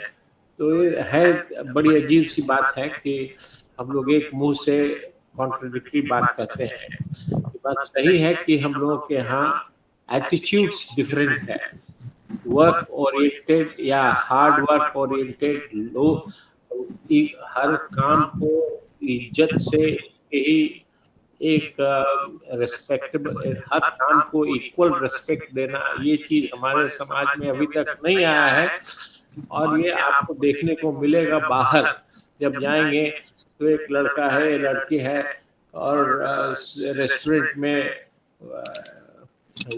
वेटर का काम करती है और अगले दिन जाकर अखबार अपना यूनिवर्सिटी में पढ़ती है।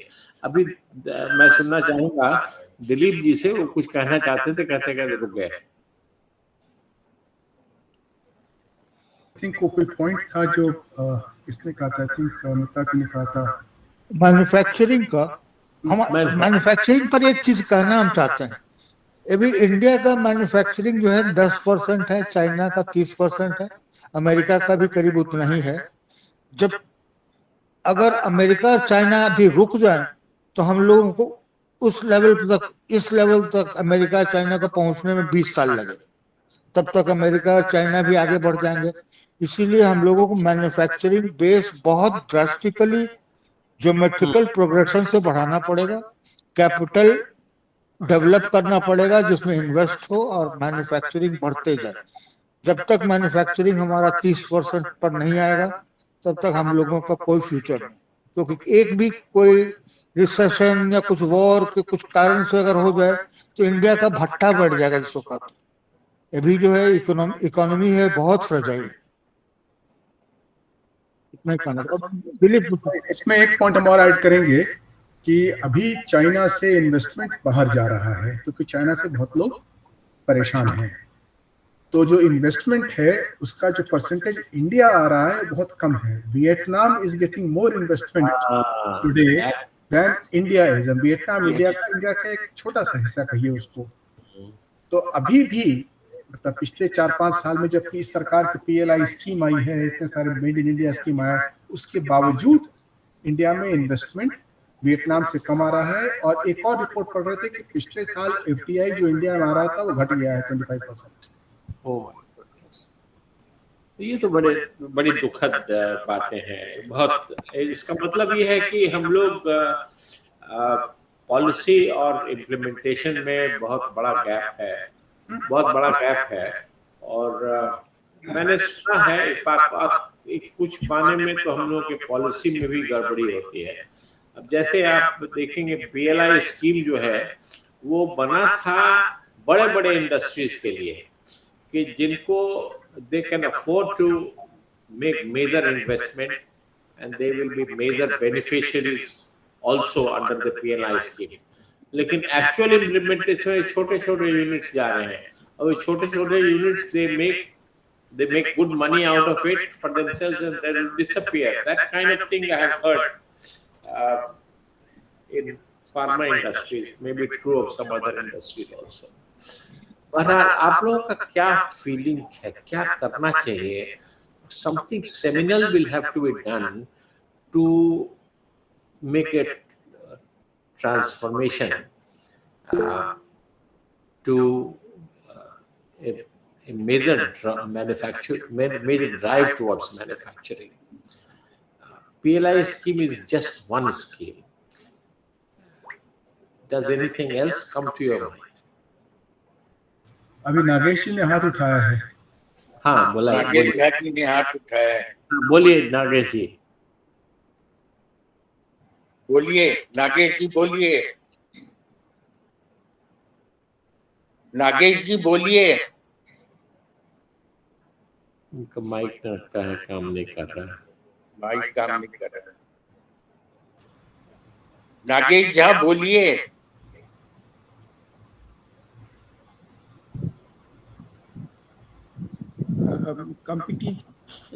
कम्पिटिटिवनेस नहीं है तो इसका तो कारण वही हो सकता है कि और बाकी पावर, वाटर और जो भी रिक्वायरमेंट्स हैं वो सब जो है सो चीपर होना चाहिए। मतलब वियतनाम को ही देख रहे हैं तो वहाँ से चीपर होना चाहिए, तो सरकार को उसमें ध्यान देना चाहिए। एक आध जो लोग कुछ भी कम्पिटिटिव हो सकते हैं, जैसे टाटा ग्रुप है, वहाँ पर भी जैसे साउथ में भी कुछ है, तो उन लोगों को पॉइंट आउट करके उन लोगों को, खास लोगों को ही कम्पिटिटिवनेस बढ़ाने का, और बहुत सा स्किल्स चाहिए होता है, मार्केटिंग वगैरह, वो सब इंडिया के लिए पॉसिबल करना, वो सब पर ध्यान देना पड़ेगा। ठीक है, देखिए मैं आपको रोक नहीं रहा हूँ, लेकिन एक ऑब्जर्वेशन पीयूष जो गोयल का था अभी हाल में, मैंने शायद पिछली बार कहा भी था, उन्होंने खुद कहा कि हमारे businessman they do not want to major go for major investments. They are very slow. That kind of observation was made by Piyush Goyal in a on the interview Times of India किसी का interview, और इसको मैं भी खुद देखता हूँ। एक दो कंपनी का जो मैं इंडिपेंडेंट डायरेक्टर रहा, मैं बार बार पूछता हूँ उनसे कि आपके पास इतना रिजर्व पैसा पड़ा हुआ है, आप क्यों नहीं कुछ नए इन्वेस्टमेंट करते हैं? नहीं, हमको नया इन्वेस्टमेंट नहीं, कि हमको प्रॉफिट बढ़ाना है। ये हमारे सबसे बड़ा प्रॉब्लम हमारे इंडस्ट्रीज का ये है, by and large they are all promoter oriented, पुराने फैमिलीज के उनका संबंध है सब लोग, and they are very very very very glued to the idea of profit के सामने उनको और कुछ दिखाई नहीं पड़ता है, ये हमने देखा है। Does anyone agree with this? Nagesh Jha, ये हमारा ट्रूथफुल ऑब्जर्वेशन है जो हमने शेयर किया है। नागेश झा आज बोल नहीं पा रहे हैं। नागेश झा जी का कुछ माइक रॉन्ग है, कुछ गड़बड़ कर रहा है। सर ये बताइए राममोहन सर, कि जैसे कि हमारा जो हिंदुस्तान है इसमें बटे हुए लोग हैं। दिलीप सिन्हा साहब ने भी कहा चार भाग तो बिल्कुल स्पष्ट दिखाई देते हैं, और पॉलिटिक्स हो या सोशल सेक्टर्स हो या गवर्नमेंट मशीनरी हो, हर जगह इसका कुछ ना कुछ इफेक्ट दिखाई देता है। तो बस आज महिला आरक्षण को भी देख लीजिए सर, इस पे भी बड़ी भारी डिबेट हो रही है। राष्ट्रपति ने इस पे अपना कंसेंट दे दिया, उसके बाद भी कोटे पे कोटा, इस तरह की बातें आ रही है। क्या यूएस में भी इस तरह का सोसाइटी डिवाइडेड है? यही मेरा आपसे ये प्रश्न है, राममोहन सर। इंडिया का ये सबसे बड़ा दुर्भाग्य है, यहाँ जो रीजनल एंड कास्ट इनकम्पैटिबिलिटी इतना है कि प्रोग्रेस में ये बाधा बनाते हैं। इसके लिए आइडियल सिचुएशन इस टाइप के कंट्री में होना चाहिए डिक्टेटरशिप, वो भी रूथलेस डिक्टेटरशिप, जैसे स्टालिन हुआ या और भी हिटलर हुए जापान में जैसे हुआ था, जो सब लोगों को दौड़ा दौड़ा के काम कराने से ही काम होगा। तभी ये caste division, regional division, colour division और तरह तरह के डिवीजन, रोज नया नया डिस्कवर किया जाता हाउ टू डिवाइड पीपल। जी हाँ, तो जी हाँ, डिवाइड जी हाँ। मैन्युफैक्चरिंग में भी होता। मैन्युफैक्चर जब पॉलिटिकली यूनाइटेड नहीं रहेंगे तो मैन्युफैक्चरिंग क्या करेंगे हम? ये बहुत बड़ा डिफेक्ट है Indian democratic Indian political system का। अब इसका उपाय क्या है तो भगवान जाने। या तो ऐसा कोई लीडर हो जो मोदी नहीं है कि सबको जो उंगली दिखाए सब कोई काम करे। वैसा वैसा बिस्मार्क हुआ करता था जर्मनी में 150 साल पहले। उस टाइप का आदमी चाहिए यहाँ पर कि उंगली दिखाए और सब लोगों को आगे बढ़ा दे। ये भी बहुत डिवीजन है, कैसे इसको पाटा जाएगा। देखा कितना कितना जनरेशन लगता है, कहीं ऐसा ना हो कि हाथ हाथ से चूक जाए हमारा ये फ्यूचर।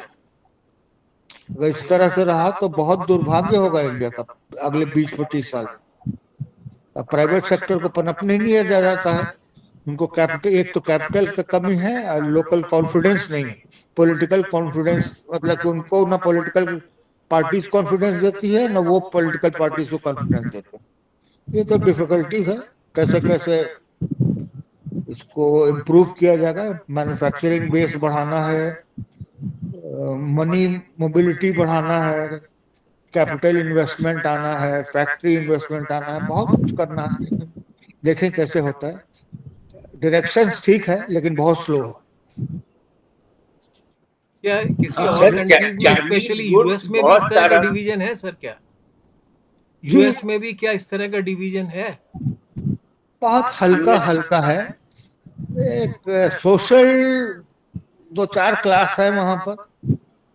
एक ब्लैक का है जो अपने आप थोड़ा सा इंफीरियर है शायद एजुकेशन वाइज या सोशल लेवल वाइज में।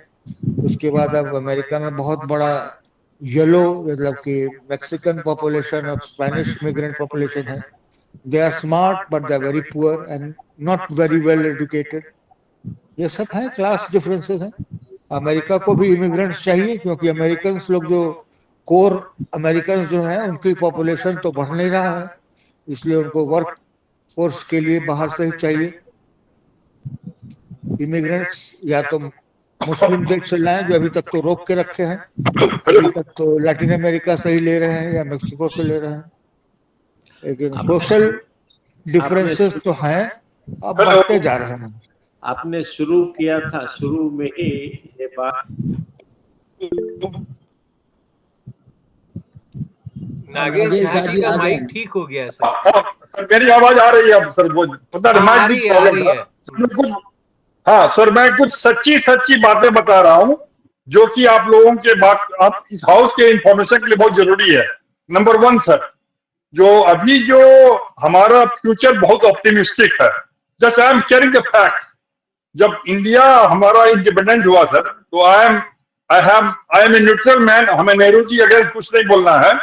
तो 2014 तक नेहरू फैमिली का ईगो ही काम कर रहा था। I am sorry to share with the house, Nehru ji ने आजाद हिंद फौज के 25 किलो सोना जो सिंगापुर में था चोरी कर लिए। नंबर 1।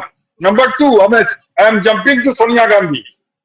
सोनिया गांधी केवल जब आई, केवल पैसा, वो देश के लिए नहीं सोची केवल पैसा कमाए।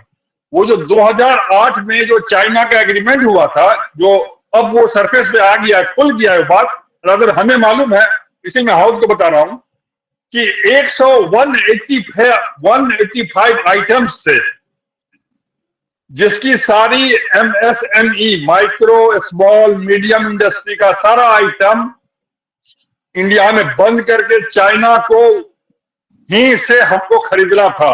एक एग्जांपल दे रहा हूं, आसाम का बांस का उद्योग है, उसको पूरा बंद करके कोशिश किया गया कि चाइना से ही सारा चीज आया जाए। Number 1।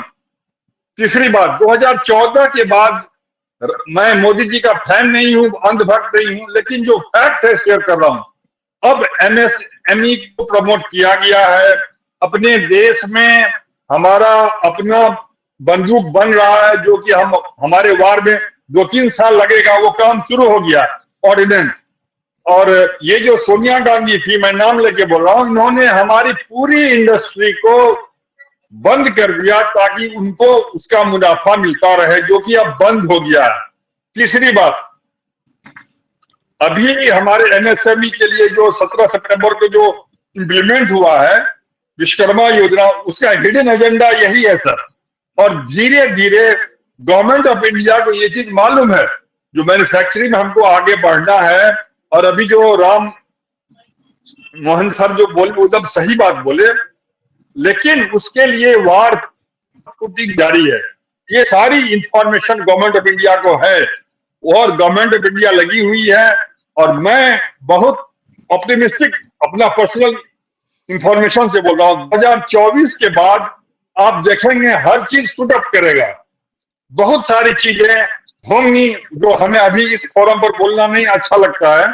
I mean everything will suit up after 2024 और हमारा मैन्युफैक्चरिंग बढ़ेगा। ये चीज हर जगह से मतलब क्लोजली गार्डेड सीक्रेट ढंग से बोल रहा हूँ, सारा चीज इंप्रूव करेगा। गवर्नमेंट ऑफ इंडिया को एक एक इंफॉर्मेशन है कहाँ पर क्या है नहीं है। और जो अभी जो राम मोहन जी सही बोले, तो 2024 के बाद मोदी जी ही बिस्मार्क बन जाएंगे सर। ये मैं I pray God and all, हम लोग सभी रहेंगे उस समय, तो ये सब कुछ होगा। नंबर और दूसरी बात सर ये जो है, अब सर पेट के कारण, ये जो मैं दिलीप जी की बात को मैं सहमत हूं, अब पेट के कारण सर हर आदमी हर काम कर रहा है। मैं पटना म्युनिसिपल कॉर्पोरेशन का एग्जाम्पल दे रहा हूं। पटना म्युनिसिपल कॉर्पोरेशन में सफाई कर्मी के रूप में सारे फॉरवर्ड क्लास वाले, अपर कास्ट सवर्ण वाले अपना पैरवी से नौकरी ले लिए। अब वो काम कैसे करेंगे? अब वो कर रहे हैं, उनको करना पड़ रहा है। मैं एग्जाम्पल दे रहा हूं नंबर 1। नंबर 2, जब पेट पर आता है सर तो हर आदमी हर काम करता है। और अभी के माहौल में जितने भी यूपी, बिहार, झारखंड जो लैंड लॉक स्टेट सब हैं, यहाँ के लोग अब जो मनी जी बोले सही बोले, सारा काम सभी लोग कर रहे हैं। अब कास्ट फैक्टर वो अब सर कन्फाइंड हो गया है बहुत लोअर लेवल पर ही। अब जो बीजेपी सरकार है वो जो अभी दलित समाज था उसको इतना ऊपर उठा दी है कि अब हमारा जो ओबीसी में जो ऊपर वाले जो फायदा उठा रहे थे वो अब फायदा उठाना बंद हो गया है। इसीलिए विपक्ष बौखलाई हुई है। तो मैं कोई साइंटिस्ट नहीं हूं, लेकिन 2024 में मोदी जी आ रहे हैं और सारा चीज स्वतः अपने आप होने लगेगा। सारी जानकारी गवर्नमेंट ऑफ इंडिया को है। Thank you sir, thank you, thank you.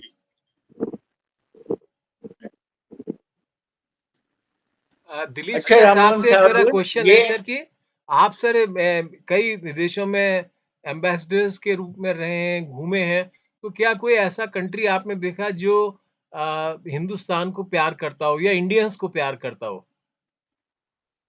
ये कंट्री नहीं है, पूरे कॉन्टिनेंट के बारे में कह सकता हूँ, Latin America and the Caribbean. जितना इंडिया के लिए गुडविल है, जी जी। इंडिया को उनके लिए गुडविल हो या ना हो, लैटिन अमेरिका में इंडिया के लिए बहुत ज्यादा गुडविल है। और अर्जेंटीना देख लीजिए, ब्राजील देख लीजिए, वेनेजुएला, कैरिबियन में तो कुछ इंडियन डायस्पोरा भी है, ट्रिनिडेड टोबैगो, गयाना, सुरिनेम में, पनामा में, वहां पर है। इंडिया में हम लोग जानते नहीं है, बहुत कम जानते हैं इन कंट्रीज के बारे में, लेकिन ये कंट्रीज इंडिया के बारे में बहुत जानते हैं। अच्छा। और अफ्रीका में जरा थोड़े हम लोग आइसोलेटेड रहे हैं पिछले 1000 साल से, इसलिए बहुत उनको दुनिया खुली नहीं है बहुत। अफ्रीका ने युगांडा में किसी को पूछेगा तो शायद इंडिया का नाम सुना होगा, फ्रांस का नाम सुना होगा या ब्रिटेन का नाम सुना होगा। उनके लिए कोई दूसरा कंट्री है ही नहीं, एग्जिस्ट ही नहीं करता है और उनका। नाइजीरिया सर, नाइजीरिया तो कोई बहुत बड़ा कंट्री है, वहां पर इंडियंस तो लेकिन सिर्फ कोस्ट में रहते हैं। वहाँ के जितने इंडियंस हैं वहां पे, या इंडियन डायस्पोरा, इंडियन बिजनेसेस हैं, वो पुराने नाइजर के किनारे हैं। अबिजान जो नया, अभी क्या कहते हैं, अबूजा जो नया उनका कैपिटल है, वो ब्लैक एरिया, ब्लैक मुस्लिम एरिया, वहां पर उतना नहीं है। तो कोस्टल एरिया में घाना और नाइजीरिया में थोड़ा बहुत इंडिया के लिए नॉलेज है। अफ्रीका में, साउथ अफ्रीका में होगा, गांधी जी वहां गए थे इसलिए। ईस्ट यूरोप में बहुत है इंडिया के लिए फीलिंग। अच्छा सर। क्यों है? बहुत, हम तो ईस्ट यूरोप में 2 कंट्रीज में रह चुके हैं, पता नहीं चलता, लेकिन वहाँ इंडिया के नाम पर दादा जिसको कहते हैं। पोलैंड में जाइए, यूक्रेन में पहले जो होता था, रोमानिया में, हंगरी में, सब लोग इंडिया के बारे में जानते हैं। रशिया में तो जानते ही थे। हम लोग इंडिया में उन लोगों के बारे में बहुत कम जानते हैं। अरब वर्ल्ड से जरा सा कुछ कम ही है, न हम अरब वर्ल्ड के बारे में जानते हैं, ना अरब वर्ल्ड हमारे बारे में जानते हैं। थोड़ा बहुत ट्रैवल हज वज होता है, कुछ फीलिंग्स हैं, इसीलिए India is very well known most of the places. हम समझते हैं कि अमेरिका और चाइना के बाद अगर दुनिया में कोई लोग किसी को जानते हैं तो इंडिया है। चाइना रिसेंट होगा, अमेरिका हरदम से था होगा। चाइना क्योंकि पैसा। एक मिनट हमको मौका दीजिए, बहुत काफी टाइम हो गया है, लेकिन फिर भी जरा एक मन में एक बात मुझे कचोट रही है। आपने शुरुआत में ही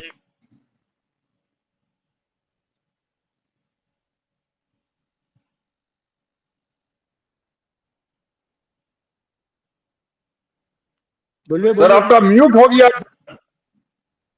अखौरी सर का म्यूट हो गया है, ऑन कीजिए सर। ऑन कर दिया। तो उसमें आपने सुना होगा कि what was it that you wanted to convey कि a cutoff point like 1870 1850 to 1950, 100 बरस का period, it was dominated by the white race. Does it also mean you intended to say that now that racial domination has come to an end, or it will come to an end? One question. On the other hand, we find that the racial question is becoming more and more prominent, at least in one of the countries, America. वो भी थोड़ा, it creates worry for colored people. एक जगह हमने एक और ही पढ़ा कि racial divide was also one of the factors behind the First World War. ऐसा सुना है. There is a book. I've got that book here, The Wounded No, World. I don't think that is right. No, I don't think that is right. So anyway, so that was not the main point issue. But do you think that our now most countries, European countries, are entering Africa, and they are of course entering Africa for economic reasons and maybe for political reasons. But could it turn into some kind of an alternative for what colonialism used to be earlier? Exploitative. That's the question. I think it is the other way around. The European white population is shrinking so fast that in the next 20 years, they will be in a minority, not because of increased immigration, but by their own demise, all own shortening of the population. So West Europe is in no position to reconquer Africa or anywhere else. They just have to guard themselves as long as they can maintain their white superiority and supremacy.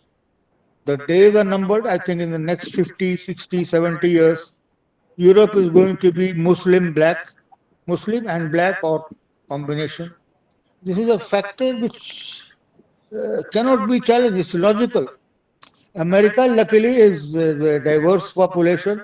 Asia, of course, has millions of all kinds of people. Asia and America will remain more or less the same. Europe is going down the train. No one can stop it. They say 2060, some people say 2070, 2080. But anyway, the whites will be in a minority in Europe, the whole of Europe, in the next 50 to 60 years. Yeah. Convincing. Is that so? Dilip ji? I think you also agree with that. Yeah, there's no doubt that Europe is going down. Gone are the days for white supremacy. So the last ditch effort is being made in America by Mr. Trump.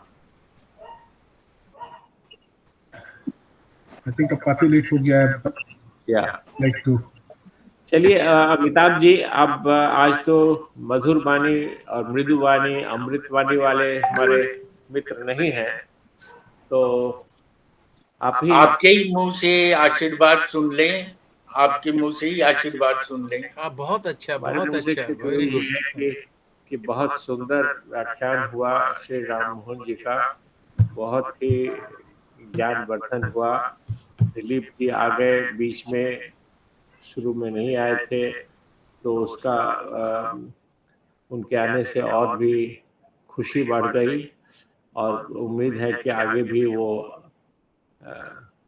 सिर्फ वैसे ही उनके ही diplomacy related programme में नहीं, हमारे यहाँ और भी बहुत अच्छे अच्छे प्रोग्राम हो रहे हैं। Very very learned people have joined this, and we have had a number of talks on issues related to agriculture and many other aspects of economy.